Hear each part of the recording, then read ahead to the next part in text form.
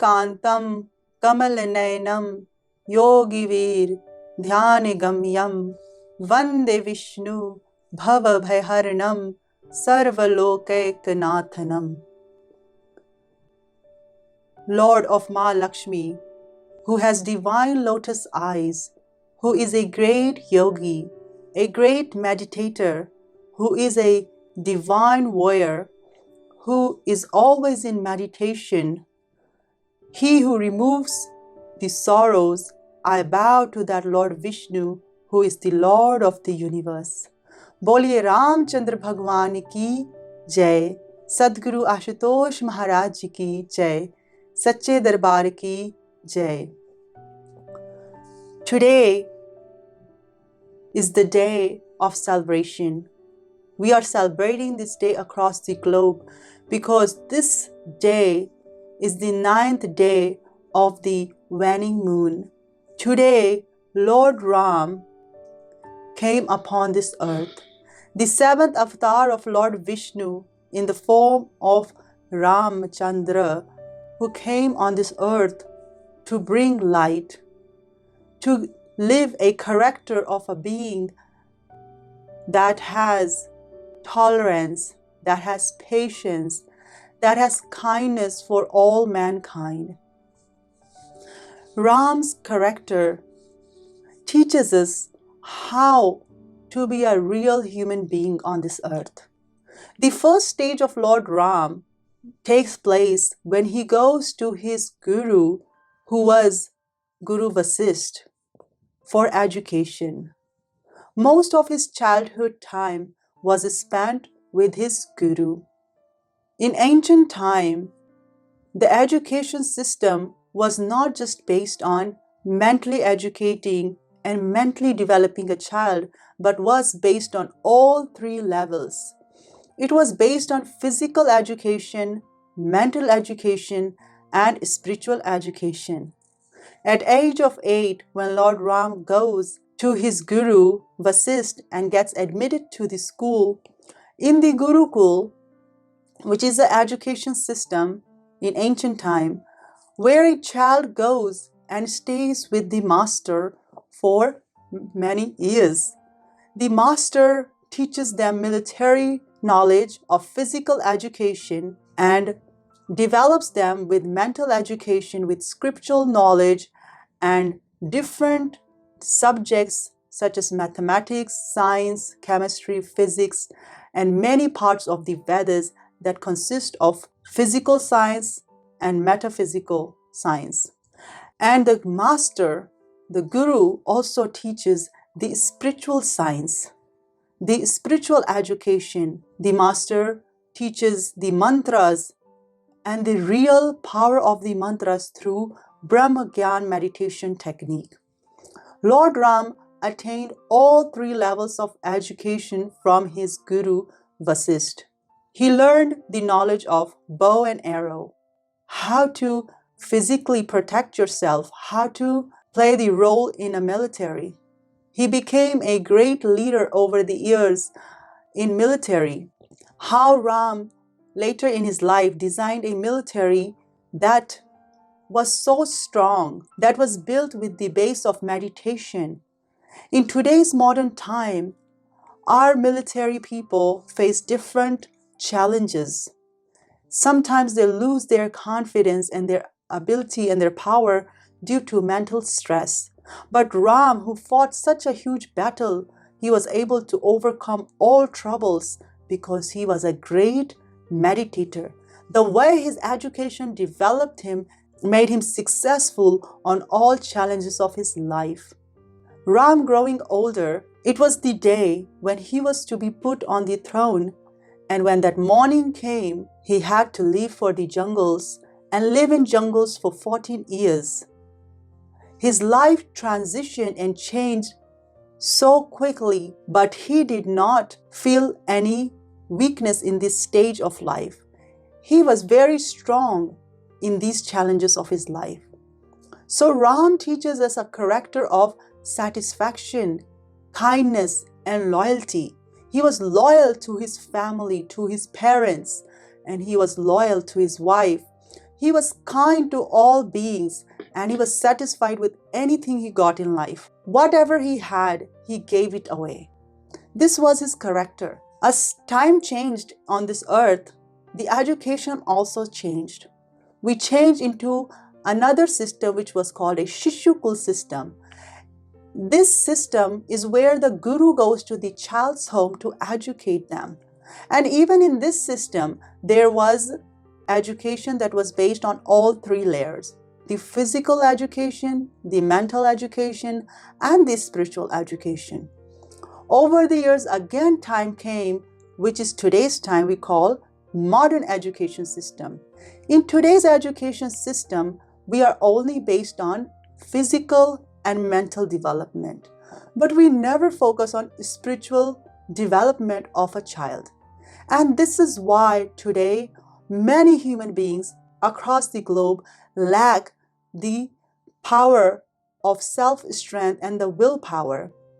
Many people are surrounded with stress and depression, anxiety, and nervous. The reason behind this is because we lack spiritual education system. In this education system, if we add the meditation knowledge, the meditation subject, the subject of developing our self as a good personality, as a good character, then Ram's character will become a character of our being.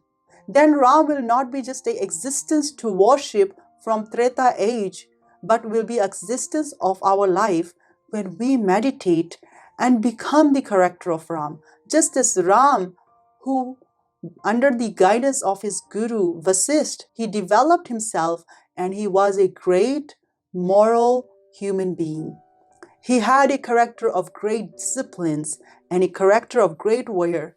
Because if we see Lord Ram, he has bow and arrow, which shows that how strong he was in all situations of his life. Similarly, we can live a stress-free life like Ram, who went through all challenges but was balanced in all situations of his life. And today, if we accept his character by also attaining a spiritual master who can enlighten us, who can give us the education that Lord Sri Ram received, then I think we all can be a balanced human being in today's society.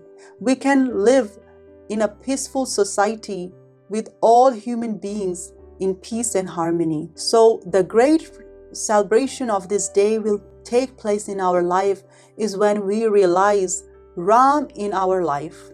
When we follow the footprints of Lord Sri Ram by having a true master who can teach us the meditation, when we can have meditation system within the schools so all children will become part of enlightenment at all levels. They will be strong at all three levels: physical level, mental level, and spiritual level. And this will make a education complete for all beings. So today, let's all celebrate this day with the character of Sri Ram and apply that character in our life, and wishing everybody happy Ram Navami. बोले सतगुरु महाराज की जय, सच्चे दरबार की जय, रामचंद्र भगवान की जय, जय जय श्री राम। नाम सोहे जाने जो सब दुख हर ले, पल में पाप मिटाए कर चित्त शुद्ध कर दे। कृष्ण नाम सोही जानिए जो आकर क्षण कर ले, भगतन के चित्त खींच कर चरण शरण धर ले। राम नाम सोही जानिए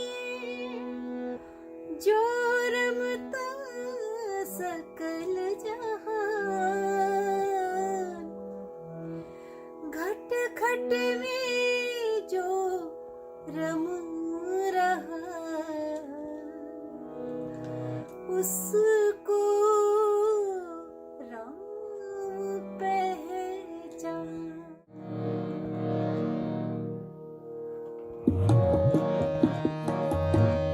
ठुमके चलत रामचंद्र, ठुमके ठुमके ठुमके ठुमके ठुमके चलत रामचंद्र,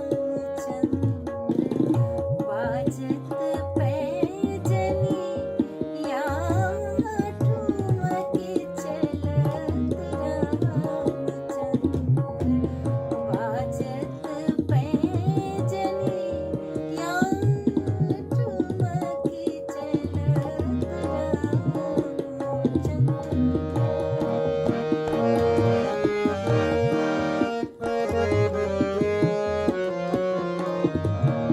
किलके किलके उठत धाय, किलके किलके उठत धाय, गिरत भूमि लट पटाय, गिरत भूमि लट पटाय, धाय मातु गोद लेत, धाय मातु गोद लेत, दशरथ की रनिया ठुमके चलत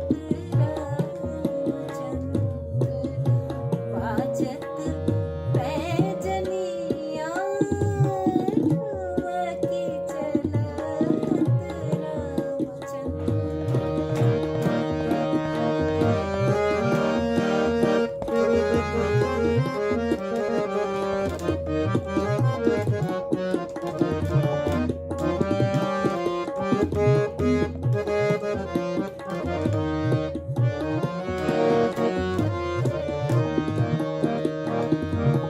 अंचल रज अंग झारी, अंचल रज अंग झारी, विविधि भांति सो दुलारी, विविधि भांति सो दुलारी, तन मन धन वारी वारी, तन मन धन वारी वारी, कहत मृदु बचनिया ठुमके चलत रामचंद्र, बाजत पैजनी या ठुमके चलत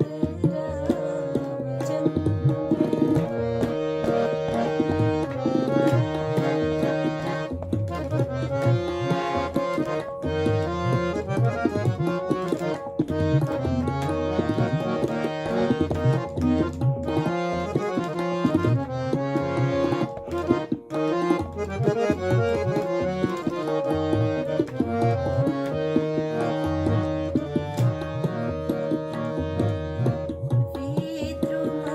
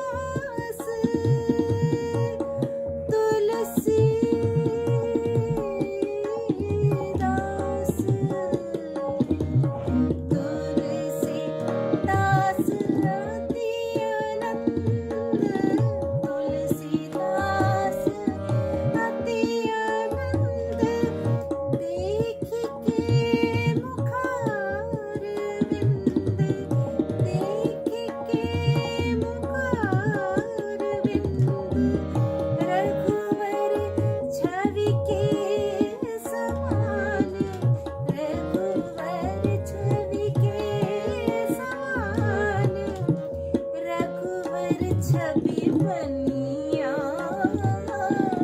ठुमक चलत रामचंद्र, बाजत पैजनिया, ठुमक चलत रामचंद्र, बाजत पैजनिया, ठुमक चलत, ठुमकी ठुमकी ठुमकी ठुमकी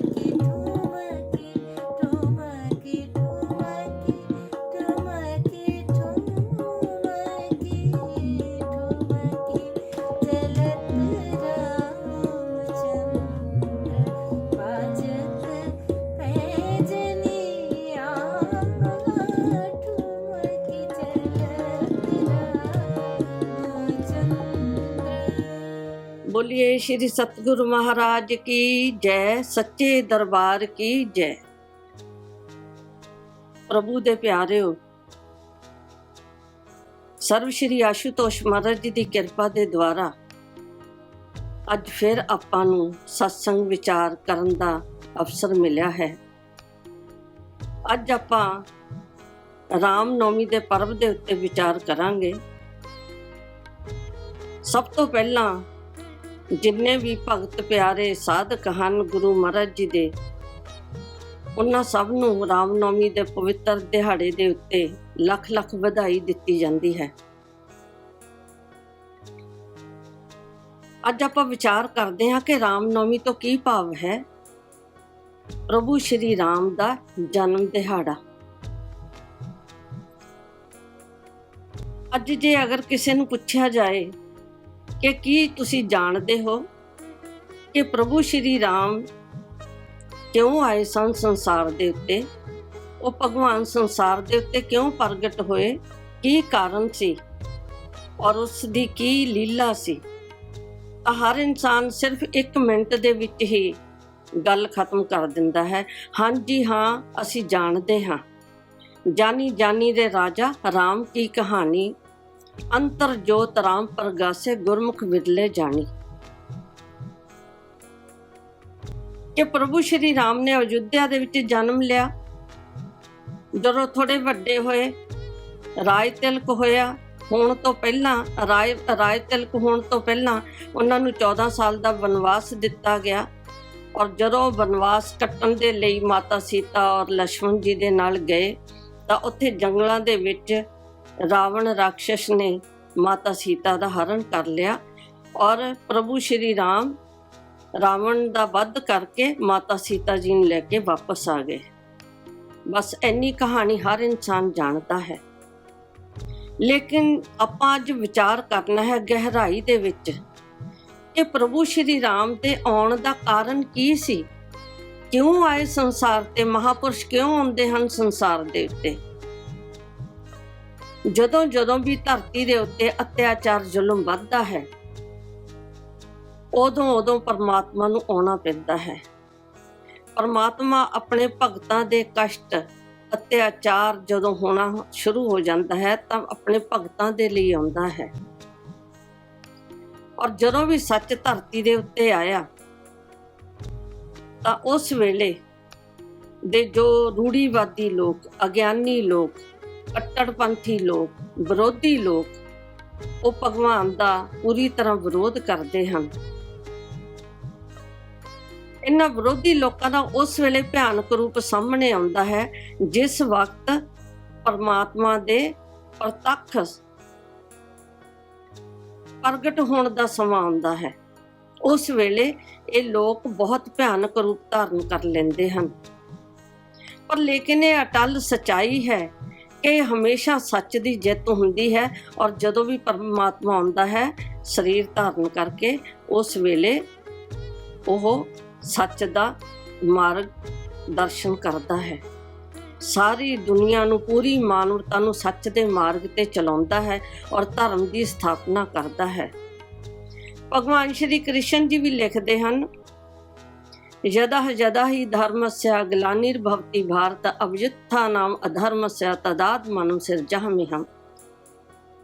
भगवान कृष्ण कहन लगे, हे अर्जुन, ਜਦੋਂ ਜਦੋਂ ਵੀ ਧਰਮ ਦੀ ਹਾਨੀ ਹੁੰਦੀ ਹੈ, ਧਰਮ ਲੁਪਤ ਹੋ ਜਾਂਦਾ ਹੈ ਔਰ ਅਧਰਮ ਵੱਧ ਜਾਂਦਾ ਹੈ, ਸੰਸਾਰ ਦੇ ਉੱਤੇ ਅਤਿਆਚਾਰ ਜ਼ੁਲਮ ਹੋਣਾ ਸ਼ੁਰੂ ਹੋ ਜਾਂਦਾ ਹੈ, ਧਰਤੀ ਨੂੰ ਖੂਨੋ ਖੂਨ ਕੀਤਾ ਜਾਂਦਾ ਹੈ, ਮੇਰੇ ਭਗਤਾਂ ਨੂੰ, ਰਿਸ਼ੀਆਂ ਮੁਨੀਆਂ ਨੂੰ, ਸਾਧੂ ਸੰਤਾਂ ਨੂੰ ਜਦੋਂ ਦੁੱਖ ਦਿੱਤਾ ਜਾਂਦਾ ਹੈ, ਕਸ਼ਟ ਦਿੱਤਾ ਜਾਂਦਾ ਹੈ, ਮੈਂ ਉਦੋਂ ਧਰਤੀ ਦੇ ਉੱਤੇ ਮਨੁੱਖੀ ਜਾਮਾ ਪਹਿਨ ਕੇ ਪ੍ਰਗਟ ਹੁੰਦਾ ਹਾਂ।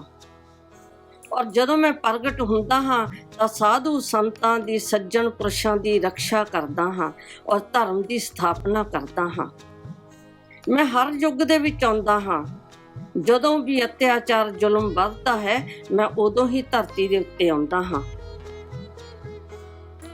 ਕਿਉਂਕਿ ਇਹ ਸਾਰੀ ਪਰਮਾਤਮਾ ਦੀ ਲੀਲਾ ਹੈ, ਪਰਮਾਤਮਾ ਦੀ ਖੇਡ ਹੈ।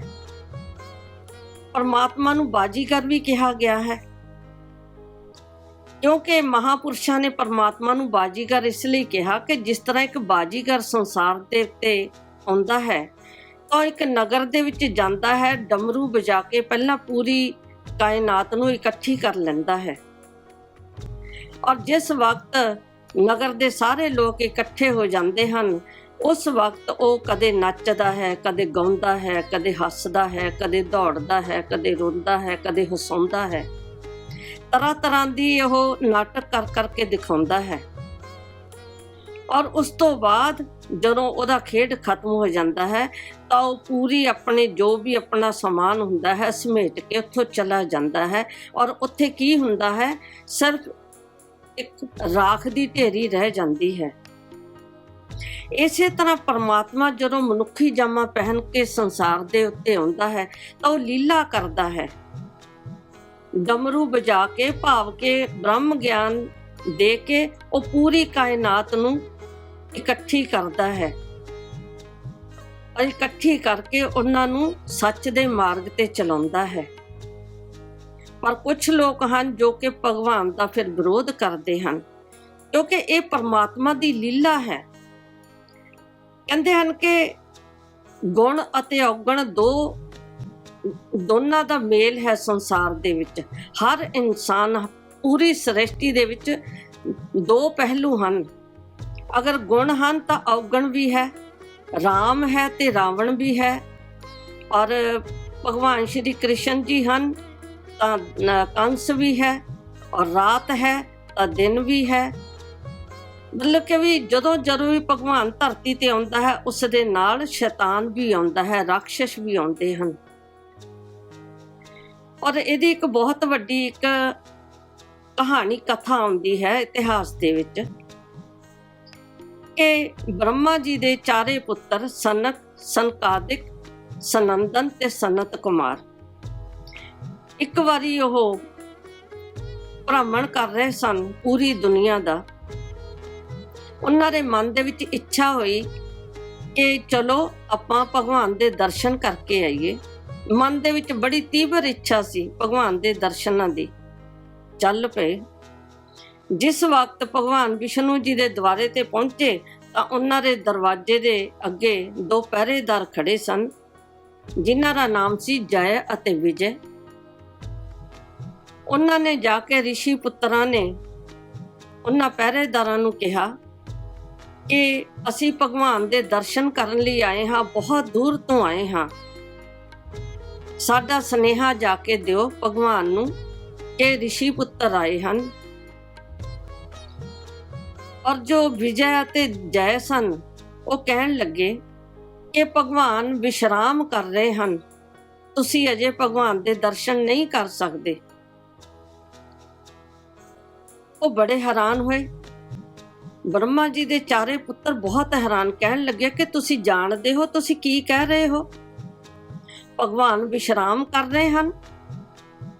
ਤੁਹਾਨੂੰ ਪਤਾ ਹੈ ਕਿ ਅਗਰ ਭਗਵਾਨ ਹੀ ਵਿਸ਼ਰਾਮ ਕਰਨ ਲੱਗ ਪਏ ਤਾਂ ਸ੍ਰਿਸ਼ਟੀ ਦਾ ਕੀ ਹੋਏਗਾ? ਸ੍ਰਿਸ਼ਟੀ ਤੇ ਪਰਲੋ ਆ ਜਾਏਗੀ, ਖਤਮ ਹੋ ਜਾਏਗੀ ਸ੍ਰਿਸ਼ਟੀ। ਭਗਵਾਨ ਕਦੇ ਵਿਸ਼ਰਾਮ ਨਹੀਂ ਕਰਦੇ। ਤੁਸੀਂ ਜਾਓ, ਜਾ ਕੇ ਭਗਵਾਨ ਨੂੰ ਸੁਨੇਹਾ ਦਿਓ ਕਿ ਅਸੀਂ ਆਏ ਹਾਂ, ਬ੍ਰਹਮਾ ਜੀ ਦੇ 4 ਪੁੱਤਰ ਆਏ ਹਨ, ਸਾਨੂੰ ਤੀਬਰ ਇੱਛਾ ਹੈ ਪ੍ਰਭੂ ਦੇ ਦਰਸ਼ਨਾਂ ਦੀ।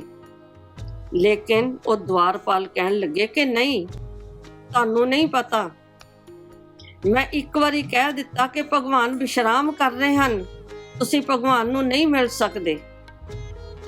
ਤਾਂ ਉਹਨਾਂ ਨੂੰ ਬੜਾ ਕ੍ਰੋਧ ਆਇਆ, ਕਹਿਣ ਲੱਗੇ ਕਿ ਤੁਹਾਡੀ ਪਦਵੀ ਤਾਂ ਬਹੁਤ ਛੋਟੀ ਹੈ, ਲੇਕਿਨ ਤੁਹਾਨੂੰ ਆਪਣੀ ਪਦਵੀ ਦਾ ਹੰਕਾਰ ਹੋ ਗਿਆ ਹੈ, ਕਿਉਂਕਿ ਤੁਸੀਂ ਇੱਕ ਭਗਤ ਅਤੇ ਭਗਵਾਨ ਦੇ ਦਰਸ਼ਨਾਂ ਦੇ ਵਿੱਚ ਤੁਸੀਂ ਰੁਕਾਵਟ ਪਾ ਰਹੇ ਹੋ। ਔਰ ਤੁਹਾਨੂੰ ਅਸੀਂ ਸ਼ਰਾਪ ਦਿੰਦੇ ਹਾਂ ਕਿ ਜਾਓ, ਤੁਸੀਂ ਰਾਖਸ਼ ਜੁਨੀ ਦੇ ਵਿੱਚ ਚਲੇ ਜਾਓ,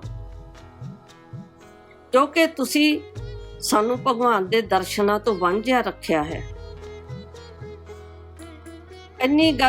ਇੰਨਾ ਸ਼ਰਾਪ ਦੇਣ ਦੀ ਸਮੇਂ ਕੀ ਹੋਇਆ ਕਿ ਭਗਵਾਨ ਵਿਸ਼ਨੂੰ ਜੀ ਇਹ ਸਾਰੀ ਲੀਲਾ ਦੇਖ ਰਹੇ ਸਨ, ਔਰ ਭਗਵਾਨ ਵਿਸ਼ਨੂੰ ਜੀ ਪ੍ਰਗਟ ਹੋਏ। ਜੋ ਹੀ ਪ੍ਰਗਟ ਹੋਏ, ਜੈ ਅਤੇ ਵਿਜੇ ਭਗਵਾਨ ਦੇ ਚਰਨਾਂ ਦੇ ਵਿੱਚ ਲੇਟ ਕੇ ਰੋਣ ਲੱਗ ਪਏ, ਬਹੁਤ ਗਿੜਗੜਾਏ, ਭਗਵਾਨ ਦੇ ਚਰਨ ਹੰਝੂਆਂ ਨਾਲ ਧੋ ਦਿੱਤੇ। ਪ੍ਰਭੂ, ਸਾਡੀ ਬੁੱਧੀ ਤੇ ਪਰਦਾ ਪੈ ਗਿਆ ਸੀ, ਅਸੀਂ ਬਹੁਤ ਵੱਡੀ ਭੁੱਲ ਕਰ ਬੈਠੇ, ਪ੍ਰਭੂ ਸਾਨੂੰ ਬਖਸ਼ ਦਿਓ, ਸਾਨੂੰ ਮਾਫ ਕਰ ਦਿਓ। ਸਾਨੂੰ ਰਿਸ਼ੀ ਪੁੱਤਰਾਂ ਨੇ ਸ਼ਰਾਪ ਦੇ ਦਿੱਤਾ, ਪ੍ਰਭੂ ਸਾਨੂੰ ਬਖਸ਼ ਦਿਓ, ਮਾਫ ਕਰ ਦਿਓ। ਭਗਵਾਨ ਅਡੋਲ ਖੜੇ ਰਹੇ। ਕਾਫੀ ਦੇਰ ਉਹ ਦਵਾਰਪਾਲ ਬਹੁਤ ਰੋਏ, ਔਰ ਫਿਰ ਭਗਵਾਨ ਕਹਿਣ ਲੱਗੇ ਕਿ ਤੁਹਾਨੂੰ ਵਾਕਿਆ ਹੀ ਹੰਕਾਰ ਹੋ ਗਿਆ ਪਦਵੀ ਦਾ। ਤੁਹਾਨੂੰ ਪਤਾ ਹੈ ਕਿ ਭਗਵਾਨ ਅਤੇ ਭਗਤ ਦਾ ਰਿਸ਼ਤਾ ਕੀ ਹੁੰਦਾ ਹੈ? ਭਗਵਾਨ ਅਤੇ ਭਗਤ ਦਾ ਰਿਸ਼ਤਾ ਇੰਨਾ ਨਿਆਰਾ ਔਰ ਇੰਨਾ ਵਿਸ਼ਾਲ ਹੁੰਦਾ ਹੈ, ਜਿਸ ਤਰ੍ਹਾਂ ਦਰਖਤ ਅਤੇ ਜੜ ਦਾ ਰਿਸ਼ਤਾ ਹੁੰਦਾ ਹੈ, ਮਾਂ ਅਤੇ ਬੇਟੇ ਦਾ ਰਿਸ਼ਤਾ ਹੁੰਦਾ ਹੈ, ਫੁੱਲ ਅਤੇ ਸੁਗੰਧੀ ਦਾ ਰਿਸ਼ਤਾ ਹੁੰਦਾ ਹੈ। ਇਸੇ ਤਰ੍ਹਾਂ ਭਗਤ ਅਤੇ ਭਗਵਾਨ ਦਾ ਰਿਸ਼ਤਾ ਹੁੰਦਾ ਹੈ, ਕਿਉਂਕਿ ਜੇ ਜੜ ਹੀ ਨਹੀਂ ਤਾਂ ਦਰਖਤ ਵੀ ਨਹੀਂ, ਜੇ ਰਾਤ ਨਹੀਂ ਤਾਂ ਦਿਨ ਵੀ ਨਹੀਂ, ਜੇ ਫੁੱਲ ਨਹੀਂ ਤਾਂ ਖੁਸ਼ਬੂ ਵੀ ਨਹੀਂ। ਇਸੇ ਤਰ੍ਹਾਂ ਜੇ ਭਗਤ ਹਨ ਤਾਂ ਭਗਵਾਨ ਵੀ ਹੈ, ਅਗਰ ਭਗਵਾਨ ਹੈ ਤਾਂ ਭਗਤ ਹੈ। ਤੁਸੀਂ ਇਸ ਰਿਸ਼ਤੇ ਦੇ ਵਿੱਚ ਰੁਕਾਵਟ ਪਾਉਣ ਦੀ ਕੋਸ਼ਿਸ਼ ਕੀਤੀ, ਇਸ ਲਈ ਤੁਸੀਂ ਬਖਸ਼ਣਯੋਗ ਨਹੀਂ ਹੋ, ਕਿਉਂਕਿ ਭਗਤੀ ਮਾਰਗ ਤੇ ਸਭ ਤੋਂ ਵੱਡਾ ਹੰਕਾਰ ਹੀ ਹੈ ਦੁਸ਼ਮਣ ਭਗਤ ਦਾ, ਜਿਹੜਾ ਕਿ ਭਗਤ ਨੂੰ ਭਗਤੀ ਮਾਰਗ ਤੋਂ ਗਿਰਾ ਦਿੰਦਾ ਹੈ। ਔਰ ਤੁਸੀਂ ਰਾਖਸ਼ ਜੁਨੀ ਦੇ ਵਿੱਚ ਤੁਹਾਨੂੰ ਜਾਣਾ ਹੀ ਪਏਗਾ, ਕਿਉਂਕਿ ਸੰਤ ਵਚਨ ਪਲਟੇ ਨਹੀਂ, ਪਲਟ ਜਾਏ ਬ੍ਰਹਿਮੰਡ। ਸੰਤ ਦੇ ਮੁਖ ਚੋਂ ਨਿਕਲਿਆ ਹੋਇਆ ਵਾਕ ਕਦੇ ਵੀ ਵਿਅਰਥ ਨਹੀਂ ਜਾਂਦਾ। ਜਿਸ ਤਰ੍ਹਾਂ ਇੱਕ ਬਾਣ ਦੇ ਵਿੱਚੋਂ ਤੀਰ ਨਿਕਲਦਾ ਹੈ ਔਰ ਕਦੇ ਵੀ ਵਾਪਸ ਨਹੀਂ ਮੁੜਦਾ। ਔਰ ਉਹ ਰੋਣ ਲੱਗ ਪਏ, ਪ੍ਰਭੂ ਸਾਨੂੰ ਬਖਸ਼ ਦਿਓ, ਜੇ ਤੁਸੀਂ ਨਹੀਂ ਬਖਸ਼ੋਗੇ ਹੋਰ ਕੌਣ ਬਖਸ਼ੇਗਾ? ਤਾਂ ਭਗਵਾਨ ਕਹਿਣ ਲੱਗੇ ਇਹ ਤੁਸੀਂ ਰਿਸ਼ੀ ਪੁੱਤਰਾਂ ਦੇ ਪਾਸੋਂ ਹੀ ਪੁੱਛੋ। ਔਰ ਰਿਸ਼ੀ ਪੁੱਤਰਾਂ ਦੇ ਚਰਨਾਂ ਦੇ ਵਿੱਚ ਲੇਟ ਕੇ ਰੋਣ ਲੱਗ ਪਏ ਕਿ ਹੇ ਰਿਸ਼ੀਓ, ਸਾਨੂੰ ਬਖਸ਼ੋ, ਸਾਡਾ ਆਧਾਰ ਕਿਸ ਤਰ੍ਹਾਂ ਹੋਏਗਾ, ਸਾਡੇ ਤੇ ਕਿਰਪਾ ਕਰੋ। ਤਾਂ ਰਿਸ਼ੀ ਪੁੱਤਰ ਕਹਿਣ ਲੱਗੇ ਕਿ ਤੁਸੀਂ 3 ਜਨਮ ਰਾਖਸ਼ ਜੁਨੀ ਦੇ ਵਿੱਚ ਲਓਗੇ। ਪਹਿਲਾ ਜਨਮ ਹਰਨਾਕਸ਼ ਤੇ ਹਰਨਾਕਸ਼ਯਪ, ਦੂਸਰਾ ਜਨਮ ਰਾਵਣ ਅਤੇ ਕੁੰਭਕਰਨ, ਔਰ ਤੀਸਰਾ ਜਨਮ ਸ਼ਿਸ਼ੂਪਾਲ ਅਤੇ ਦੰਦਵਕਰ। ਔਰ ਜਦੋਂ ਵੀ ਤੁਸੀਂ ਆਓਗੇ ਸੰਸਾਰ ਦੇ ਉੱਤੇ ਰਾਖਸ਼ ਬਣ ਕੇ, ਇੰਨਾ ਅਤਿਆਚਾਰ ਜ਼ੁਲਮ ਕਰੋਗੇ ਔਰ ਪਰਮਾਤਮਾ ਦਾ ਵਿਰੋਧ ਕਰੋਗੇ, ਤਾਂ ਉਸ ਵੇਲੇ ਭਗਵਾਨ ਨੂੰ ਪ੍ਰਗਟ ਹੋ ਕੇ ਸਰੀਰ ਧਾਰਨ ਕਰਕੇ ਤੁਹਾਡਾ ਅੰਤ ਕਰਨਾ ਪਏਗਾ। 3 ਜੁਨੀਆਂ ਰਾਖਸ਼ ਦੀਆਂ ਲੈਣ ਤੋਂ ਬਾਅਦ ਤੁਹਾਡਾ ਉਧਾਰ ਹੋਏਗਾ, ਭਗਵਾਨ ਕਰੇਗਾ। ਔਰ ਇੰਨਾ ਕਹਿਣ ਦੀ ਦੇਰ ਸੀ ਕਿ ਜੈ ਅਤੇ ਵਿਜੇ ਨੇ ਸਰੀਰ ਤਿਆਗ ਦਿੱਤਾ। ਔਰ ਇੱਥੋਂ ਹੀ ਸ਼ੁਰੂ ਹੁੰਦੀ ਹੈ ਨਵੇਂ ਯੁੱਗ ਦੀ ਸ਼ੁਰੂਆਤ। ਔਰ ਐਸਾ ਯੁੱਗ ਜਿਸ ਯੁੱਗ ਦੇ ਵਿੱਚ ਸਭ ਤੋਂ ਪਹਿਲਾਂ ਹਰਨਾਕਸ਼ ਤੇ ਹਰਨਾਕਸ਼ਪ ਨੇ ਜਨਮ ਲਿਆ। ਔਰ ਐਸੇ ਰਾਖਸ਼ ਇੰਨਾ ਅਤਿਆਚਾਰ ਜ਼ੁਲਮ ਧਰਤੀ ਦੇ ਉੱਤੇ ਖੂਨੋਂ ਖੂਨ ਕਰ ਦਿੱਤਾ। ਔਰ ਉਸ ਵੇਲੇ ਭਗਵਾਨ ਹਰਨਾਕਸ਼ਪ ਦਾ ਕਰਨ ਦੇ ਲਈ ਖਾਤਮਾ 12 ਰੂਪ ਦੇ ਵਿੱਚ ਔਰ ਹਰਨਾਕਸ਼ ਦਾ ਵੱਧ ਕਰਨ ਦੇ ਲਈ ਨਰਸਿੰਘ ਰੂਪ ਦੇ ਵਿੱਚ ਭਗਵਾਨ ਨੂੰ ਪ੍ਰਗਟ ਹੋਣਾ ਪਿਆ। ਫਿਰ ਦੂਸਰੀ ਜੁਨੀ ਆਈ ਤ੍ਰੇਤਾ ਦੇ ਵਿੱਚ ਰਾਵਣ ਅਤੇ ਕੁੰਭਕਰਨ। ਰਾਵਣ ਨੇ ਇੰਨੇ ਤਸੀਹੇ ਦਿੱਤੇ, ਜਿਹੜਾ ਵੀ ਵਿਸ਼ਨੂੰ ਭਗਵਾਨ ਦੀ ਪੂਜਾ ਕਰਦਾ ਸੀ, ਹਵਨ ਕਰਦਾ ਸੀ, ਰਿਸ਼ੀ ਪੁੱਤਰ ਸਭੀ ਜਿੰਨੇ ਵੀ ਸਾਧੂ ਸੰਤ ਸਭਨਾਂ ਨੂੰ ਉਹਨੇ ਮਾਰਨਾ ਸ਼ੁਰੂ ਕਰ ਦਿੱਤਾ। ਔਰ ਸਾਰੇ ਹੀ ਦੇਵੀ ਦੇਵਤਾ, ਗੰਧਰਵ, ਪਿਸਾਚ, ਧਰਤੀ ਮਾਤਾ ਸਾਰੇ ਇਕੱਠੇ ਹੋ ਕੇ ਭਗਵਾਨ ਵਿਸ਼ਨੂੰ ਜੀ ਦੇ ਪਾਸ ਗਏ ਔਰ ਜਾ ਕੇ ਭਗਵਾਨ ਵਿਸ਼ਨੂੰ ਜੀ ਦੇ ਚਰਨਾਂ ਦੇ ਵਿੱਚ ਪ੍ਰਾਰਥਨਾ ਕਰਨ ਲੱਗੇ, ਹੇ ਪ੍ਰਭੂ, ਰਾਵਣ ਨੇ ਬਹੁਤ ਅਤਿਆਚਾਰ ਸ਼ੁਰੂ ਕਰ ਦਿੱਤਾ ਹੈ, ਮਾਨੋ ਜਾਣੀ ਉਹ ਧਰਤੀ ਨੂੰ ਖਤਮ ਕਰ ਦੇਵੇਗਾ, ਖੂਨ ਖਰਾਬਾ ਕਰ ਰਿਹਾ ਹੈ। ਜੋ ਵੀ ਭਗਵਾਨ ਦੀ ਭਗਤੀ ਹਵਨ ਕਰਦੇ ਹਨ, ਪੂਜਾ ਕਰਦੇ ਹਨ, ਉਹਨਾਂ ਨੂੰ ਉਸੇ ਵੇਲੇ ਖਤਮ ਕਰੀ ਜਾ ਰਿਹਾ ਹੈ। ਪ੍ਰਭੂ ਸਾਨੂੰ ਬਚਾਓ, ਸਾਡੇ ਤੇ ਕਿਰਪਾ ਕਰੋ। ਤਾਂ ਉਸ ਵੇਲੇ ਭਗਵਾਨ ਵਿਸ਼ਨੂੰ ਜੀ ਨੇ ਕਿਹਾ ਕਿ ਹੁਣ ਸਮਾਂ ਆ ਗਿਆ ਹੈ ਜਦ ਕਿ ਮੈਂ ਮਨੁੱਖੀ ਜਾਮਾ ਪਹਿਨ ਕੇ ਮੈਨੂੰ ਸੰਸਾਰ ਦੇ ਉੱਤੇ ਜਾਣਾ ਪਏਗਾ, ਆਪਣੇ ਭਗਤਾਂ ਦੀ ਰੱਖਿਆ ਦੇ ਲਈ, ਸਾਧੂ ਸੰਤਾਂ ਦੀ ਰੱਖਿਆ ਦੇ ਲਈ। ਤਾਂ ਗੋਸਵਾਮੀ ਤੁਲਸੀਦਾਸ ਜੀ ਲਿਖਦੇ ਹਨ, जब होए धर्म के हानि, बाढ़ असुर अधम अभिमानी, तब धरे प्रभु विविध शरीरा, हरिहा कृपा निधि सज्जन पीरा। कि ਜਦੋਂ ਵੀ ਧਰਮ ਦੀ ਹਾਨੀ ਹੁੰਦੀ ਹੈ, ਅਧਰਮ ਵੱਧ ਜਾਂਦਾ ਹੈ, ਅਤਿਆਚਾਰ ਜ਼ੁਲਮ ਵੱਧ ਜਾਂਦਾ ਹੈ, ਉਦੋਂ ਪਰਮਾਤਮਾ ਨੂੰ ਸਰੀਰ ਧਾਰਨ ਕਰਕੇ ਸੰਸਾਰ ਤੇ ਆਉਣਾ ਪੈਂਦਾ ਹੈ, ਆਪਣੇ ਭਗਤਾਂ ਦੀ, ਸਾਧੂਆਂ ਦੀ ਔਰ ਸੱਜਣ ਪੁਰਸ਼ਾਂ ਦੀ ਰੱਖਿਆ ਦੇ ਲਈ ਔਰ ਧਰਮ ਦੀ ਸਥਾਪਨਾ ਦੇ ਲਈ ਔਰ ਪੂਰੀ ਮਾਨਵਤਾ ਨੂੰ ਸੱਚ ਦੇ ਮਾਰਗ ਤੇ ਚੱਲਣ ਦੇ ਲਈ ਭਗਵਾਨ ਆਉਂਦਾ ਹੈ। ਇਸੇ ਤਰ੍ਹਾਂ ਜਦੋਂ ਰਾਵਣ ਦਾ ਅਤਿਆਚਾਰ ਵਧਿਆ ਤਾਂ ਭਗਵਾਨ ਨੂੰ ਪ੍ਰਭੂ ਸ਼੍ਰੀ ਰਾਮ ਦੇ ਰੂਪ ਦੇ ਵਿੱਚ ਸੰਸਾਰ ਦੇ ਉੱਤੇ ਪ੍ਰਗਟ ਹੋਣਾ ਪਿਆ। ਔਰ ਦੂਸਰੇ ਪਾਸੇ ਰਾਵਣ ਜੋ ਸੀ, ਉਹ ਜਿੰਨੇ ਵੀ ਰਿਸ਼ੀ ਮੁਨੀ ਸਨ, ਸਾਧੂ ਸੰਤ ਸਨ, ਉਹਨਾਂ ਨੂੰ ਮਾਰ ਰਿਹਾ ਸੀ, ਖਤਮ ਕਰ ਰਿਹਾ ਸੀ। ਆਪਣੇ ਸੈਨਿਕਾਂ ਨੂੰ ਹੁਕਮ ਦਿੱਤਾ ਕਿ ਜਿੰਨੇ ਵੀ ਵਿਸ਼ਨੂੰ ਦੀ ਪੂਜਾ ਕਰ ਰਹੇ ਹਨ, ਉਹਨਾਂ ਸਭ ਨੂੰ ਇਕੱਠੇ ਕਰਕੇ ਲਿਆਓ ਔਰ ਉਹਨਾਂ ਤੋਂ ਟੈਕਸ ਅਗਰਾਓ ਕਿ ਮੇਰੇ ਰਾਜ ਦੇ ਵਿੱਚ ਰਹਿਣਾ ਹੈ ਤਾਂ ਮੈਨੂੰ ਟੈਕਸ ਦਿਓ। ਜਿੰਨੇ ਵੀ ਰਿਸ਼ੀ ਮੁਨੀ, ਸਾਧੂ ਸੰਤ ਸਨ, ਸਾਰਿਆਂ ਨੂੰ ਇਕੱਠੇ ਕੀਤਾ ਸੈਨਿਕਾਂ ਨੇ ਔਰ ਇਕੱਠੇ ਕਰਕੇ ਲਿਆਂਦੇ। ਉਹਨਾਂ ਨੂੰ ਕਿਹਾ ਗਿਆ ਕਿ ਤੁਸੀਂ ਟੈਕਸ ਦਿਓ ਅਗਰ ਇਸ ਰਾਜ ਦੇ ਵਿੱਚ ਰਹਿਣਾ ਹੈ। ਤਾਂ ਰਿਸ਼ੀ ਮੁਨੀ ਸਾਰੇ ਕਹਿਣ ਲੱਗੇ ਕਿ ਸਾਡੇ ਪਾਸ ਤਾਂ ਕੁਝ ਵੀ ਨਹੀਂ, ਅਸੀਂ ਤਾਂ ਕੰਦ ਮੂਲ ਖਾ ਕੇ ਗੁਜ਼ਾਰਾ ਕਰਦੇ ਹਾਂ ਤੇ ਭਗਤੀ ਕਰਦੇ ਹਾਂ। ਤੇ ਰਾਵਣ ਨੇ ਹੁਕਮ ਦਿੱਤਾ ਕਿ ਇਹਨਾਂ ਸਾਰਿਆਂ ਦਾ ਖੂਨ ਕੱਢਿਆ ਜਾਵੇ, ਇੱਕ ਇੱਕ ਤਪਕਾ ਸਰੀਰ ਦੇ ਵਿੱਚੋਂ ਖੂਨ ਨਿਚੋੜਿਆ ਜਾਏ ਔਰ ਜਿੰਨੇ ਵੀ ਸਾਧੂ ਸੰਤ ਮਹਾਂਪੁਰਸ਼, ਜਿੰਨੇ ਵੀ ਰਿਸ਼ੀ ਮੁਨੀ, ਉਹਨਾਂ ਦਾ ਖੂਨ ਨਿਚੋੜਿਆ ਗਿਆ, ਇੱਕ ਇੱਕ ਤਪਕਾ ਪੂਰੇ ਸਰੀਰ ਦੇ ਵਿੱਚੋਂ ਨਿਚੋੜਿਆ ਗਿਆ ਔਰ ਉਹ ਖੂਨ ਨਿਚੋੜ ਕੇ ਬਹੁਤ ਵੱਡਾ ਇੱਕ ਘੜਾ ਭਰਿਆ ਗਿਆ। ਔਰ ਜਿਸ ਵਕਤ ਉਹ ਖੂਨ ਨਿਚੋੜਿਆ ਤਾਂ ਰਿਸ਼ੀਆਂ ਨੇ ਸ਼ਰਾਪ ਦਿੱਤਾ ਕਿ ਹੇ ਰਾਵਣ, ਅੱਜ ਤੂੰ ਜਿਨ੍ਹਾਂ ਰਿਸ਼ੀਆਂ ਮੁਨੀਆਂ ਦਾ, ਸਾਧੂ ਸੰਤਾਂ ਦਾ ਖੂਨ ਨਿਚੋੜਿਆ ਹੈ, ਇੱਕ ਦਿਨ ਐਸਾ ਆਏਗਾ ਕਿ ਇਸ ਖੂਨ ਦੇ ਵਿੱਚੋਂ ਇੱਕ ਐਸੀ ਸ਼ਕਤੀ ਪੈਦਾ ਹੋਏਗੀ ਜਿਹੜੀ ਕਿ ਤੇਰਾ ਅੰਤ ਕਰਨ ਦਾ ਕਾਰਨ ਬਣੇਗੀ। ਔਰ ਉਹ ਜੋ ਘੜਾ ਸੀ ਖੂਨ ਦਾ, ਉਹ ਮਿਥਿਲਾਪੁਰੀ ਦੇ ਵਿੱਚ ਰਾਜਾ ਜਨਕ ਦੇ ਖੇਤਾਂ ਦੇ ਵਿੱਚ ਦੱਬ ਦਿੱਤਾ। ਜਿਉਂ ਹੀ ਉਹ ਘੜਾ ਖੇਤਾਂ ਦੇ ਵਿੱਚ ਦੱਬਿਆ ਤਾਂ ਉਧਰ ਸੋਕਾ ਪੈਣਾ ਸ਼ੁਰੂ ਹੋ ਗਿਆ। ਰਾਜਾ ਜਨਕ ਨੇ ਪੁੱਛਿਆ ਵਿਦਵਾਨਾਂ ਨੂੰ ਕਿ ਕੀ ਕਾਰਨ ਹੈ, ਤਾਂ ਵਿਦਵਾਨਾਂ ਨੇ ਕਿਹਾ ਕਿ ਰਾਜਨ, ਜਿੰਨੀ ਦੇਰ ਤੂੰ ਖੁਦ ਆਪਣੇ ਹੱਥਾਂ ਨਾਲ ਖੇਤਾਂ ਦੇ ਵਿੱਚ ਹਲ ਨਹੀਂ ਚਲਾਉਂਦਾ, ਓਨੀ ਦੇਰ ਬਾਰਿਸ਼ ਨਹੀਂ ਹੋਏਗੀ। ਤਾਂ ਰਾਜਾ ਜਨਕ ਜੀ ਖੇਤਾਂ ਦੇ ਵਿੱਚ ਹਲ ਵਾਹ ਰਹੇ ਹਨ। ਇੱਕ ਥਾਂ ਤੇ ਜਾ ਕੇ ਹਲ ਦਾ ਜੋ ਫਾਹਾ ਸੀ ਉਹ ਅਟਕ ਗਿਆ। ਜਦੋਂ ਖੋਦਿਆ ਗਿਆ ਤਾਂ ਕੀ ਨਿਕਲਿਆ, ਵਿੱਚ ਇੱਕ ਘੜਾ ਘੜੇ ਦੇ ਵਿੱਚ ਇੱਕ ਨੰਨੀ ਬੱਚੀ ਬੈਠੀ ਹੈ ਔਰ ਉਹ ਬੱਚੀ ਰੋ ਰਹੀ ਹੈ ਔਰ ਉਹੀ ਰਿਸ਼ੀਆਂ ਦਾ ਜੋ ਸ਼ਰਾਪ ਸੀ ਉਹ ਪੂਰਾ ਹੋ ਚੱਲਿਆ, ਹੋਣ ਦੇ ਕਾਰਨ ਤੇ ਆ ਗਿਆ। ਔਰ ਉਹ ਬੱਚੀ ਸੀ, ਉਹਨੂੰ ਰਾਜਾ ਜਨਕ ਨੇ ਉਠਾਇਆ, ਉਹਦਾ ਨਾਮ ਰੱਖਿਆ ਸੀਤਾ ਜੀ।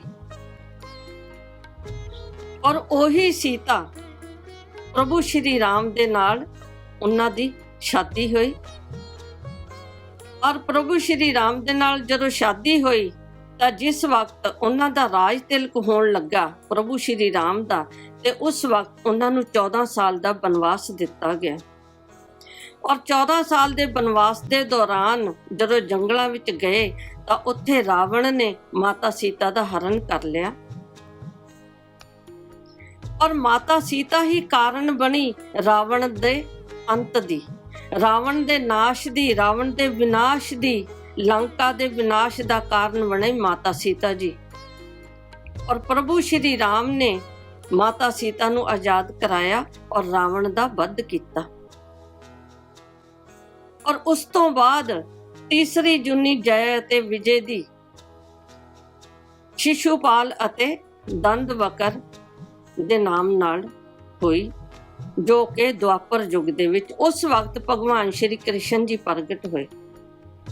ਹਰ ਸਮੇਂ ਤੇ ਜਦੋਂ ਵੀ ਭਗਤਾਂ ਦੇ ਉੱਤੇ ਭੀੜ ਪੈਂਦੀ ਹੈ, ਜਦੋਂ ਵੀ ਭਗਤਾਂ ਨੂੰ ਕਸ਼ਟ ਹੁੰਦਾ ਹੈ, ਸਾਧੂ ਸੰਤਾਂ ਦੇ ਉੱਤੇ ਅਤਿਆਚਾਰ ਹੁੰਦਾ ਹੈ, ਜਦੋਂ ਵੀ ਸੰਸਾਰ ਦੁਖੀ ਹੁੰਦਾ ਹੈ, ਧਰਤੀ ਮਾਤਾ ਖੂਨੋ ਖੂਨ ਹੋ ਜਾਂਦੀ ਹੈ ਔਰ ਧਰਤੀ ਮਾਤਾ ਪੁਕਾਰ ਕਰਦੀ ਹੈ, ਰਿਸ਼ੀ ਮੁਨੀ ਸਾਧੂ ਸੰਤ ਪੁਕਾਰ ਕਰਦੇ ਹਨ, ਹੇ ਪ੍ਰਭੂ ਸਾਡੀ ਰੱਖਿਆ ਕਰੋ। ਉਦੋਂ ਭਗਵਾਨ ਨੂੰ ਸਰੀਰ ਧਾਰਨ ਕਰਕੇ ਸੰਸਾਰ ਦੇ ਉੱਤੇ ਆਉਣਾ ਪੈਂਦਾ ਹੈ। ਪ੍ਰਭੂ ਦੇ ਪਿਆਰਿਓ, ਭਗਵਾਨ ਦਾ ਕੋਈ ਇੱਕ ਕਾਰਨ ਨਹੀਂ ਹੁੰਦਾ ਸੰਸਾਰ ਤੇ ਆਉਣ ਦਾ, ਬਹੁਤ ਕਾਰਨ ਹੁੰਦੇ ਹਨ ਕਿ ਭਗਵਾਨ ਨੂੰ ਪ੍ਰਗਟ ਹੋਣਾ ਪੈਂਦਾ ਹੈ। ਔਰ ਪ੍ਰਗਟ ਹੋ ਕੇ ਭਗਵਾਨ ਧਰਮ ਦੀ ਸਥਾਪਨਾ ਕਰਦਾ ਹੈ ਔਰ ਸੱਚ ਦੇ ਮਾਰਗ ਤੇ ਪੂਰੀ ਕਾਇਨਾਤ ਨੂੰ ਜੋੜਦਾ ਹੈ ਔਰ ਚਲਾਉਂਦਾ ਹੈ ਔਰ ਅਧਰਮ ਦਾ ਨਾਸ਼ ਔਰ ਅਤਿਆਚਾਰੀਆਂ ਦਾ, ਵਿਰੋਧੀਆਂ ਦਾ ਨਾਸ਼ ਕਰਦਾ ਹੈ। ਆਪਾਂ ਵਿਚਾਰ ਕਰਨਾ ਹੈ ਕਿ ਉਸ ਵਕਤ ਤਾਂ ਕੇਵਲ ਇੱਕ ਰਾਵਣ ਸੀ, ਕੁੰਭਕਰਨ ਸੀ, ਔਰ ਅੱਜ ਘਰ ਘਰ ਰਾਵਣ ਹਨ, ਘਰ ਘਰ ਕੁੰਭਕਰਨ ਹਨ, ਘਰ ਘਰ ਸ਼ਿਸ਼ੂਪਾਲ ਹਨ, ਘਰ ਘਰ ਹਰਨਾਕਸ਼ਪ ਹਨ। ਕਿ ਅੱਜ ਸਾਨੂੰ ਜ਼ਰੂਰਤ ਨਹੀਂ ਪ੍ਰਭੂ ਸ਼੍ਰੀ ਰਾਮ ਦੀ? ਅੱਜ ਵੀ ਜ਼ਰੂਰਤ ਹੈ। ਅੱਜ ਵੀ ਜ਼ਰੂਰਤ ਹੈ ਉਸ ਭਗਵਾਨ ਦੀ ਕਿ ਧਰਤੀ ਦੇ ਉੱਤੇ ਭਗਵਾਨ ਪ੍ਰਗਟ ਹੋਏ ਔਰ ਹੋ ਕੇ ਅੱਜ ਆਪਣੇ ਪੂਰੇ ਮਾਨਵਤਾ ਦੀ ਰੱਖਿਆ ਕਰਨ ਲਈ। ਔਰ ਐਸਾ ਹੁੰਦਾ ਹੈ, ਪਰ ਜਿਸ ਵਕਤ ਸਾਧੂ ਸੰਤ ਭਗਤ ਰਿਸ਼ੀ ਮੁਨੀ ਭਗਵਾਨ ਦੇ ਅੱਗੇ ਪ੍ਰਾਰਥਨਾ ਕਰਦੇ ਹਨ, ਪੂਜਾ ਕਰਦੇ ਹਨ ਔਰ ਸਾਧਨਾ ਕਰਦੇ ਹਨ, ਸਿਮਰਨ ਕਰਦੇ ਹਨ, ਤਾਂ ਉਹ ਫਿਰ ਪੁਕਾਰ ਭਗਵਾਨ ਜ਼ਰੂਰ ਸੁਣਦਾ ਹੈ ਔਰ ਸੁਣ ਕੇ ਧਰਤੀ ਦੇ ਉੱਤੇ ਪ੍ਰਗਟ ਹੁੰਦਾ ਹੈ। ਸੋ ਪ੍ਰਭੂ ਦੇ ਪਿਆਰਿਓ, ਆਪਾਂ ਨੂੰ ਵੀ ਅੱਜ ਜ਼ਰੂਰਤ ਹੈ। ਅੱਜ ਘਰ ਘਰ ਰਾਵਣ ਹਨ, ਸਾਨੂੰ ਵੀ ਜ਼ਰੂਰਤ ਹੈ ਪ੍ਰਭੂ ਸ਼੍ਰੀ ਰਾਮ ਦੀ।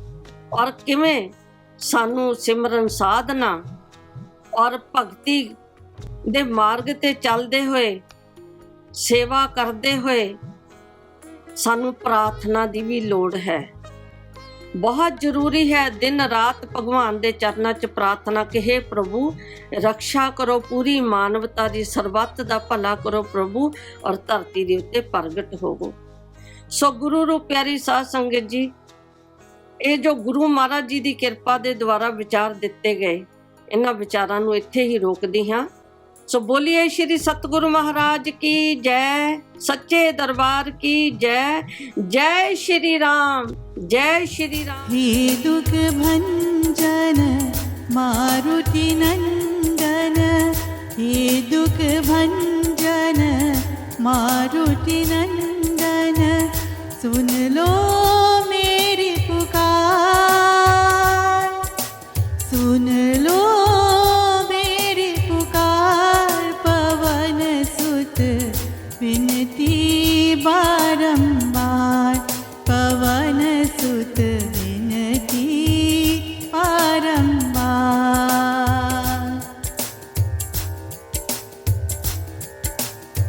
अष्ट सिद्धि नव निधि के दाता, अष्ट सिद्धि नव निधि के दाता, दुखियों के तुम भाग्य विधाता।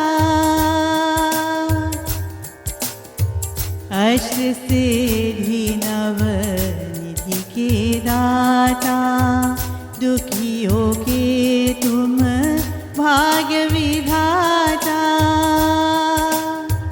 सिया राम के काज सवारे, सिया राम के काज सवारे, मेरा कर उद्धार पवन सुत विनती बारंबार, पवन सुत विनती बारंबार। हे दुख भंजन मारुति नंदन, सुन लो मेरी पुकार, पवन सुत विनती बारंबार, पवन सुत विनती बारंबार।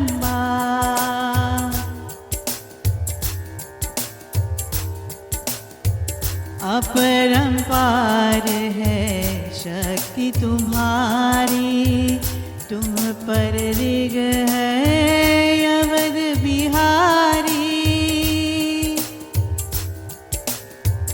अपरंपार है शक्ति तुम्हारी, तुम पर ऋग है अवध बिहारी। भक्ति भाव से ध्यान उठो है, भक्ति भाव से ध्यान उठो है, कर दुखों से पार, पवन सुत विनती बारंबार, पवन सुत विनती बारंबार। हे दुख भंजन मारुति नंदन, हे दुख भंजन मारुति नंदन, सुन लो मेरी पुकार, पवन सुत विनती बारंबार, पवन सुत विनती बारंबार।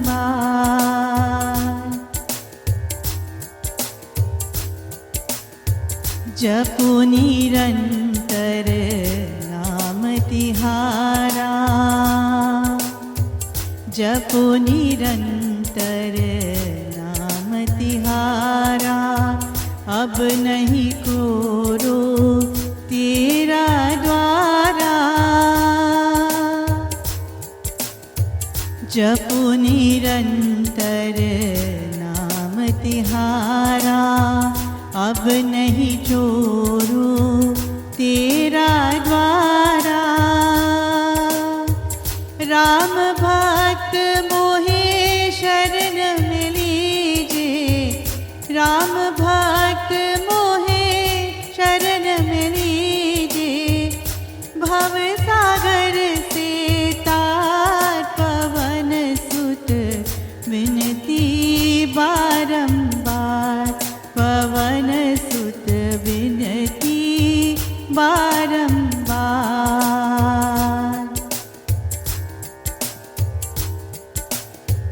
हे दुख भंजन मारुति नंदन, हे दुख भंजन मारुति नंदन, सुन लो मेरी पुकार, पवन सुत विनती बारंबार, पवन सुत विनती बारंबार, पवन सुत विनती बारंबार, पवन सुत विनती बारंबार। सद्गुरु सर श्री आशुतोष भगवान की जय, सच्चे दरबार की जय। प्रिय भक्तजनों, सुंदरकांड के शुरुआत में हनुमान जी का परिचय एक बहुत ही सुंदर श्लोक के साथ दिया गया। अतुलित बल धामम हेम शैलाभ देहम दनुज वन कृशानुन ज्ञानी नाम अग्रगण्यम सकल गुण निधानम वानरा नाम धीशम रघुपति प्रिय भक्तम वात जातम नमामि। इसमें उनके सब बहुआयामी चरित्र का व्याख्यान मिल जाता है। बहुआयामी प्रतिभा के मालिक हैं। इसीलिए हनुमान चालीसा जब हम गाते हैं तो जो पहला दोहा है उसमें जब कहा गया श्री गुरु चरण सरोज रज निज मन मुकुर सुधारी वरनौ रघुवर विमल जसु जो दायक फल चारु बुद्धिहीन तनु जान के सुमिरौ पवन कुमार बल बुद्धि विद्या देहु मोहि हरहु कलेश विकार। अर्थात वो सब कुछ देने लायक हैं, नव निधि अष्ट सिद्धि के मालिक हैं। परंतु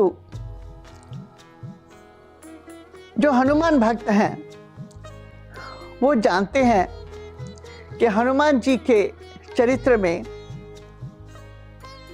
दो उनके सबसे अनमोल चरित्र संभाषित होते हैं। एक है भक्त हनुमान, सेवक हनुमान। भक्त हनुमान कब बनते हैं? जब उनका श्री राम के साथ प्रथम मिलन होता है। बहुत से सुंदर प्रश्नोत्तर होते हैं, मगर अंत में जब भगवान अपना परिचय देते हैं तो प्रभु पहचानी प्रयोग गही चरणा यह सुख उमा जाई नहीं बरना। भक्ति का प्रारंभ हो गया, क्योंकि भक्त ने भगवान के दर्शन कर लिए। भक्ति प्रारंभ हो जाती है यहाँ पे। और भगवान शंकर माँ पार्वती को कहते हैं कि हे उमा, जब एक भक्त भगवान के सम्मुख जाता है, दर्शन करता है, वो सुख जो इस समय हनुमान जी अपने भीतर महसूस कर रहे हैं उसका वर्णन मैं नहीं कर सकता। और ये है ब्रह्म ज्ञान की पहली सीढ़ी, प्रथम दर्शन। जब नेत्र खोल के गुरुदेव परमात्मा के तत्व स्वरूप के दर्शन करवाते हैं, वो सुख, उस समय का सुख वर्णन नहीं किया जा सकता। परंतु अभी केवल दर्शन हुए हैं, अभी और आगे बहुत बढ़ना है। हनुमान जी के भक्ति के आगे श्री राम जानते हैं कि इनके अंदर क्या क्या संभावनाएं हैं और उन संभावनाओं को कैसे और उजागर किया जा सकता है। अब बात आती है, सुग्रीव के साथ मैत्री भी हो जाती है, बाली को मार दिया जाता है। और बाली को मारने के उपरांत जब सुग्रीव अपने घर मस्त हो जाता है तो श्री राम उस वक़्त कहते हैं कि देखो, सुग्रीव तो बात ही भूल गया, अपना काम निकाल लिया, और जब सीता की सुधि की बात आई तो वो तो भूल ही गया। उसी समय हनुमान जी जाके ते ही चारों विधि समझावा। अब हनुमान जी सुग्रीव के गुरु के रूप में जाके चारों विधि समझावा, अर्थात चारों प्रकार से जो ज्ञान के चार चरण हैं, उन चारों चरणों के द्वारा सुग्रीव को समझाते हैं कि तुम क्या कर रहे हो। भगवान राम तुम्हारे मित्र हैं और तुमने मित्रता का काम पूरा ही नहीं किया। पूरा करना तो बहुत दूर, अभी तक प्रारंभ ही नहीं किया। और जब सुग्रीव को भी इस बात की जागृति आती है तो वो हनुमान जी को कहता है कि तुम जल्दी से सब दूतों को भेजो और उनको बुलाओ ताकि सीता की खोज के लिए भेजा जाए। अब आगे बढ़ते हैं। बानर जूथ आ गए, लाखों की गिनती में आ गए। उनको अलग अलग ग्रुप्स में विभाजित किया गया। किसी को नॉर्थ में भेजा, किसी को ईस्ट में भेजा, किसी को वेस्ट में भेजा, और एक ग्रुप अंगद के साथ दक्षिण दिशा की तरफ भेजा गया।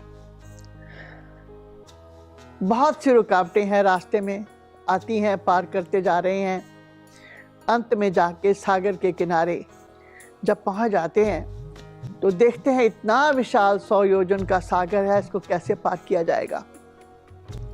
सब अपनी अपनी सामर्थ्य बताते हैं। कोई कहता है मैं तो जामवंत कहता है मैं बूढ़ा हो गया हूँ।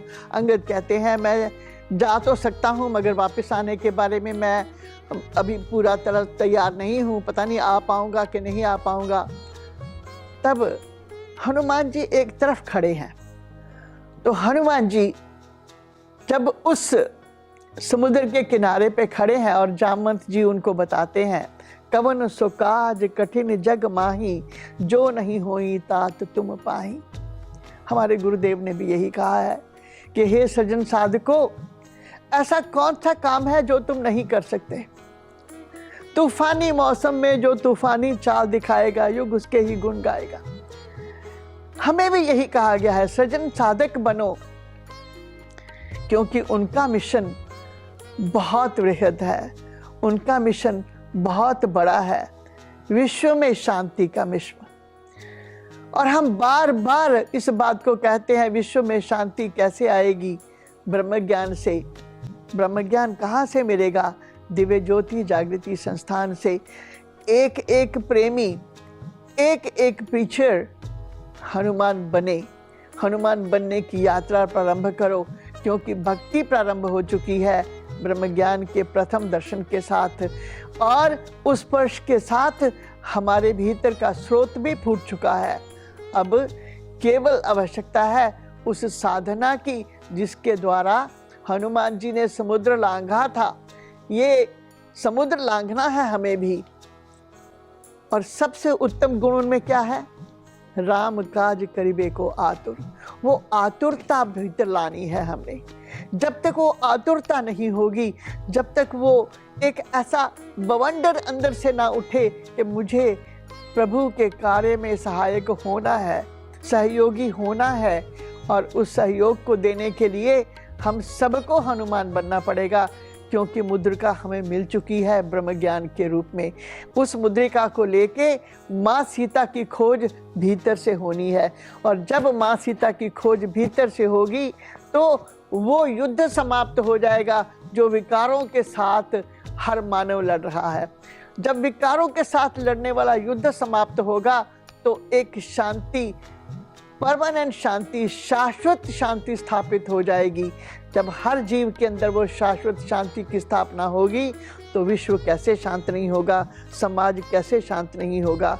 तो प्रिय भक्तों, अगर अपना नाम हनुमान जी की तरह उजागर करना चाहते हो, इतिहास में लिखवाना चाहते हो, ताकि जैसे राम जी ने कहा था, भरत भाई कपि से उऋण हम नाही, इस प्रकार अगर गुरु के मुख से भी निकले आप सबके लिए कि मैं अपने ऐसे प्रेमी भक्तों के ऋण नहीं हो सकता, क्योंकि इन सब ने मेरा सहयोग दिया। हालांकि करने करवाने वाले वो स्वयं है, वो उनकी कृपा के बिना कुछ भी नहीं हो सकता।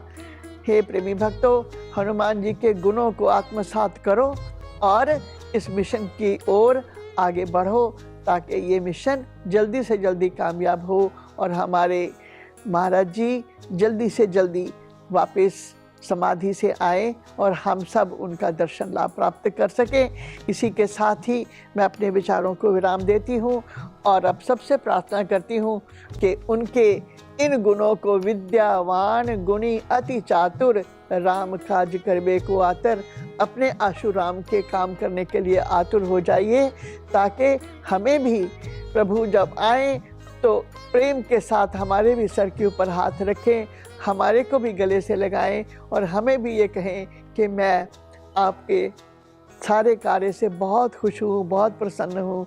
उस स्माइल को देखने के लिए, उस सुंदर मुस्कान को देखने के लिए ही साधना करो। अगर और किसी काम के लिए नहीं कर सकते तो उस प्यारी सी मुस्कान को देखने के लिए ही साधनारत हो जाओ प्रेमियों, साधनारत हो जाओ।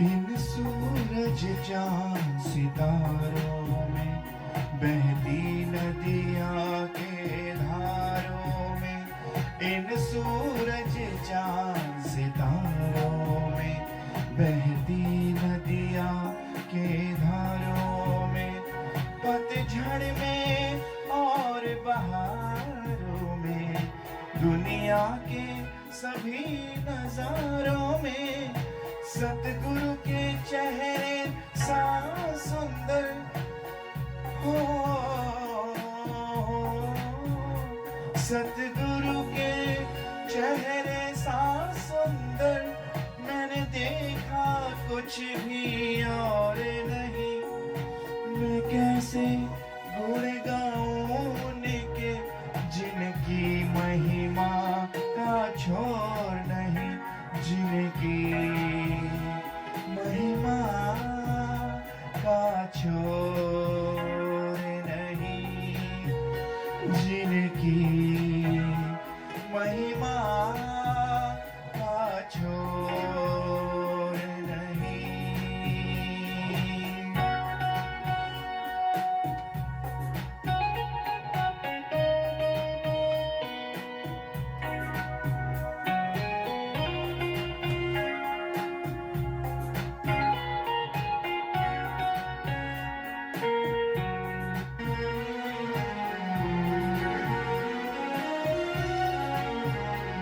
इन निखरी हुई फिजाओं में, पेड़ों की ठंडी छाओं में, इन निखरी हुई फिजाओं में, पेड़ों की ठंडी छाओं में, सुबह की नरम हवाओं में, सुबह की नरम हवाओं में, धरती की सभी दिशाओं में, गुरु की करुणा के आंचल सा, गुरु की करुणा के आंचल सा आराम मिला कहीं और नहीं।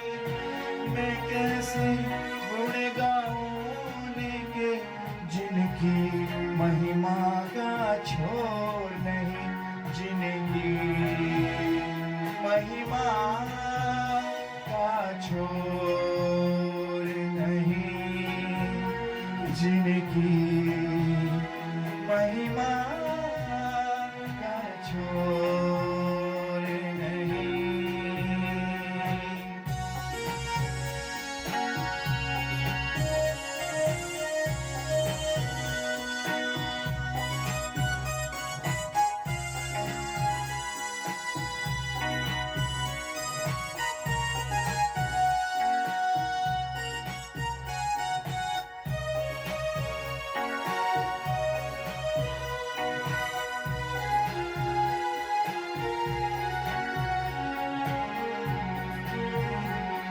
सिंदूरी भोर की किरणों में बन बन चलते शिशु हिरणों में,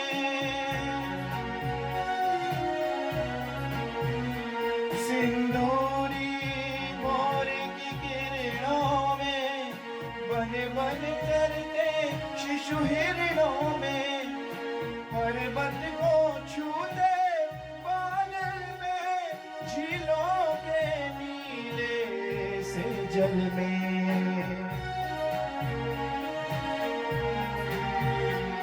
गुरु के उड़ की कोमलता सा एहसास हुआ कहीं और नहीं।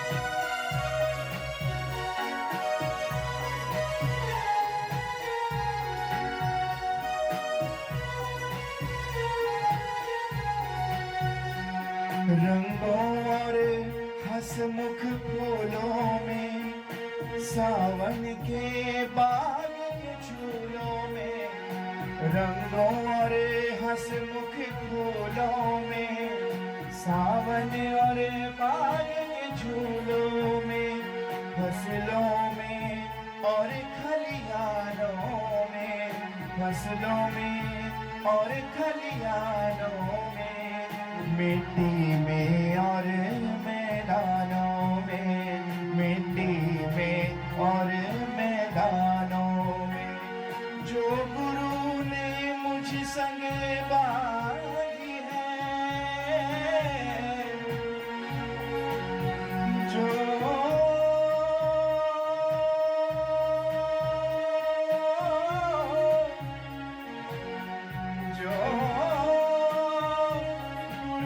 ने मुझ संग बांधी है, जो गुरु ने मुझे संग बांधी है, कहीं प्रेम की ऐसी डोर नहीं, मैं कैसे गुण गाऊं उनके, जिनकी महिमा का छोर नहीं, जिनकी महिमा का छोर नहीं, जिनकी महिमा का छोर नहीं। इन सूरज चांद सितारों में, बहती नदियाँ के धारों में, इन सूरज चांद सितारों में, बहती नदियाँ के धारों में, पतझड़ में और बहारों में, दुनिया के सभी नजारों में, सतगुरु के चेहरे सा सुंदर, सतगुरु के चेहरे सा सुंदर, मैंने देखा कुछ भी और नहीं, मैं कैसे गुण गाऊं उनके, जिनकी महिमा का छोर नहीं, जिनकी महिमा का छोर नहीं, जिनकी महिमा का छोर नहीं।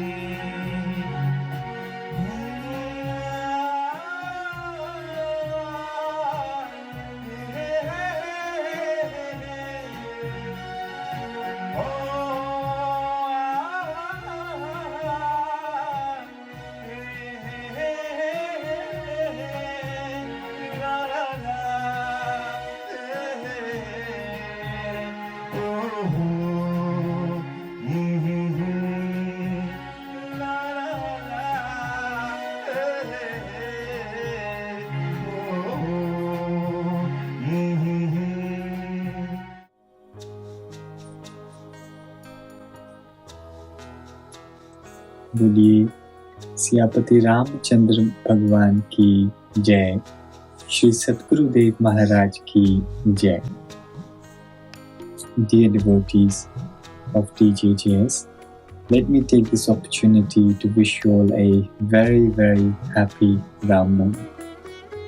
Ram Navami, a very, very auspicious festival in the lives of all the Hindus around the world.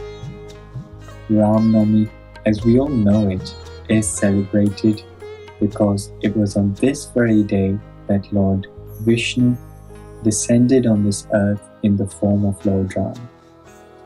The entire earth was in a very, very positive and happy atmosphere when Lord Vishnu arrived on this planet in the form of Lord Ram.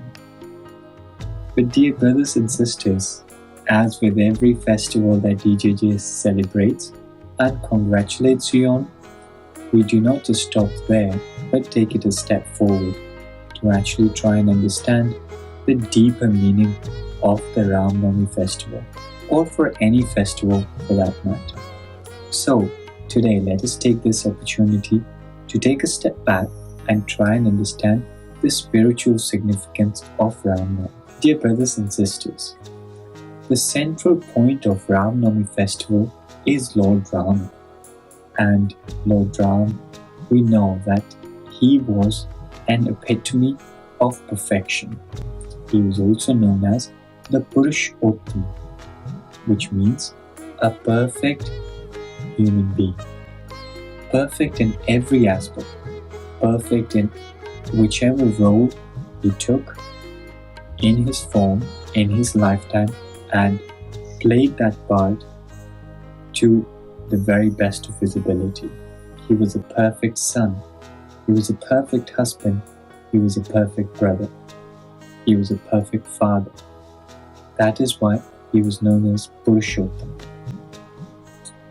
But, dear brothers and sisters, when he descended on earth, there was a rather difficult time on this earth, because as we know from history and as we've heard so many times, during that time, the vibration of the earth was destroyed by the demons. Demons like Ravana, demons like so many other devanas that existed on this earth were causing a lot of chaos on this planet. And amidst all of that chaos, Lord Ram descended to bring about a change in the vibrational energy, to destroy the demons and establish a peaceful society. And he succeeded in doing that. And he really did it so well that it lasted for so many years, even after he was gone. But today, let us spend just a couple of minutes trying to understand and relate that to modern day society. So, you may have heard of the movie, which is a very old movie, which said, "Within us resides the light, Dr. Jekyll and Mr. Hyde." You may or may not have come across this movie, but it was a very, very old but a rather successful movie. This movie had a very significant character in this. A character called Dr. Hyde, who during the day, when the sun was out, was a perfect gentleman. He would help others. But as night descended, as the evening hours fell, he consumed a potion which turned him into an evil person, which would take lives of other people.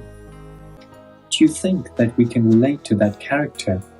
Because during the current dark age, during the Kali Yuga as we know it, everybody's negative tendencies have surfaced, just like that Jackal in that movie.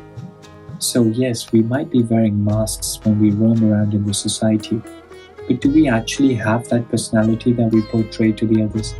That is a question for us today. And when we see around us, all we see is people with negative tendencies. There's hatred, there's jealousy, there's unfair competition. People just trying to pull each other back. There's a lot of anxiety. There's a lot of ill feelings in the society as we experience this. That's why I think we can relate to that character, because in the cosmic clock today, the evil tendencies have surfaced. That is why we need to change these evil tendencies, just like Jackal, he did when it was in the morning, when the night was over, in the early hours of the morning, or when the sun came out, he was a perfect gentleman. And I think Lord Rama applied that same principle. What did he do? Lord Rama, he went along to the grassroots level and he destroyed the demonic forces. But as he did that, as he took his journey, as Lord Rama took his long journey, from where he was to where he went, all the way to Lanka, which is present-day Sri Lanka, and then back, he created a society, a country that was free of all the demonic forces. But during that journey, he time and time again, he stressed on two very, very important factors. One of the factor was surrender, and the other factor was meditation, sadhana. And let me just narrate a few incidents in how we can see that he gave so much importance to surrender, to devotion. We know that one of the key characters of Lord Rama's life is Hanumanji. And Hanumanji is best known for his utmost surrender in the feet of Lord Rama. And we've also heard about Angadji. He was a key component of his army when he was annihilating, he was destroying the demons. Again, Angad had complete surrender in the feet of Lord Rama. And just like these people had full devotion and surrender in the feet of Lord Rama also gave equal importance to meditation. Because as you follow his journey from his childhood and once he was a grown man and when he descended, when he set forward for his journey, he went to so many rishis' ashrams, to so many hermitages where he practiced meditation himself and applauded the rishis, applauded the hermits that engaged in meditation and encouraged other people to meditate. So time and time again, he stressed on these two very important components, meditation and surrender. And ultimately we know that with that, he was able to achieve the goal of freeing Earth, from freeing the country, from freeing the society from demonic forces. So dear brothers and sisters, on this occasion of Ram Navami, I think that is the lesson that we should again bring back in our lives. It is very simple to just wish someone happy Ram Navami or go to the mandir or miss the pandemic, just do virtual darshan of Lord Rama in a mandir, or maybe just sing some Ram bhajans or do the upvas. But do we actually learn from his life? Do we actually pick up on the key messages that he gave to us, which was surrender and meditation? Maybe not. So dear brothers and sisters, let us on this Ram Navami occasion go back to Lord Rama's life and pick up the key messages that he left for us, which is, remember, if you want to shed your evil tendencies, if you want to destroy the demonic or the evil tendencies that reside within you, hold on to surrender, hold on to devotion or to the feet of the Guru, and stress on meditation. Give importance to meditation in your life, because these two things, just like Lord Rama showed us back in those days, did help him completely destroy the demonic forces. And even today, if we want to bring that change in our life, if we want to be positive, if we really want to celebrate Ram Navami, we should give importance to meditation and practice devotion with full surrender in the lotus feet of our Gurudev, in the lotus feet of God. So with that, I'll pause my thoughts here and once again wish you all a very, very happy Ram Navami, and please stay safe and stay blessed.